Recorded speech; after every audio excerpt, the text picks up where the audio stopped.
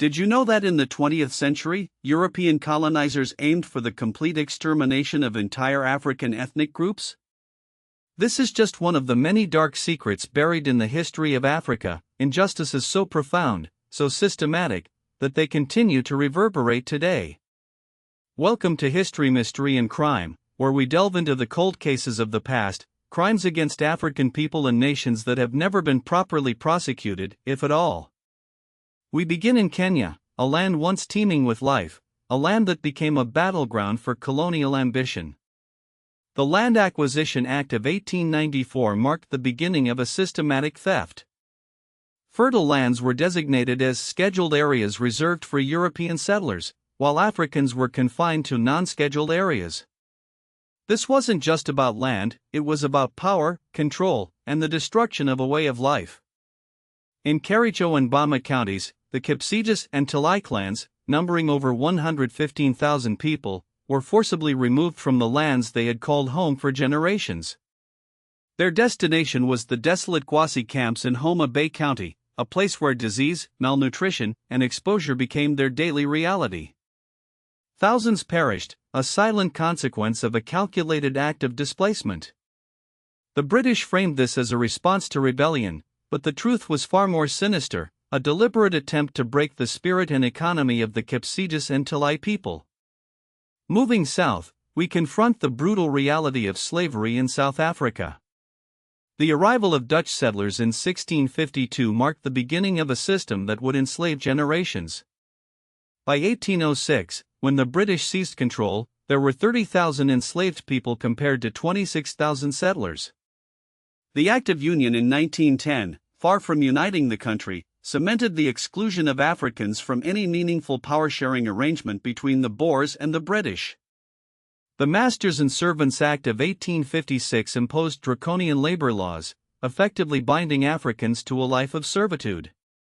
Even as late as 1966, white farmers held vast amounts of debt, subsidized by the state, while exploiting prison labor and reserving the best jobs for whites only. Our journey takes us further to Namibia, to the chilling story of the Herero and Namibia genocide. Between 1904 and 1907, the German colonial forces unleashed a campaign of extermination against the Herero and Nama people. Tens of thousands perished, not just from violence, but from starvation, thirst, and the deliberate poisoning of wells in the Namib Desert.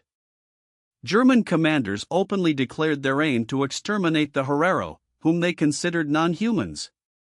Despite the clear evidence of genocidal intent, no one was ever prosecuted for these crimes. The horrors didn't end with colonial rule. In Nigeria, the Biafra War of 1967 to 1970 stands as a stark reminder of the devastating consequences of ethnic tensions and political ambition. The declaration of Biafran secession by Colonel Emeka Ojukwu led to a brutal conflict and a devastating Nigerian blockade. The result was famine that claimed the lives of nearly 2 million civilians and 100,000 soldiers. Food became a weapon of war, and the Igbo socio-economic system was shattered. These historical injustices have left deep scars on the African continent. The legacy of land theft, forced labor, and ethnic division continues to fuel conflict and inequality. In Kenya, the stolen land led to livestock deaths, starvation, and ultimately, the Mau Mau uprising.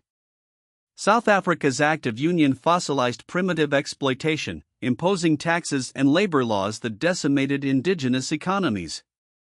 The Herero Genocide remains a stain on European history, a precursor to the horrors of the 20th century. The Biafra War demonstrated the devastating impact of famine as a tool of warfare. Today, the echoes of these injustices can still be heard. Land disputes persist in Kenya, with ongoing fights for restitution.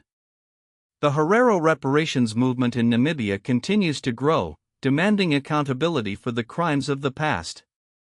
In South Africa, resentment over white economic control simmers, fueling land seizures and repression. The African Union is demanding artifact restitution and reparations for slavery and colonialism, linking past pillage to current economic systems. The UN resolution on slavery, spearheaded by Ghana, challenges the historical defenses of its legality. Even in Rwanda, the legacy of colonial division continues to haunt the nation. The Belgian-era identity cards that distinguished Hutu and Tutsi fueled oppression and ultimately contributed to the 1994 genocide.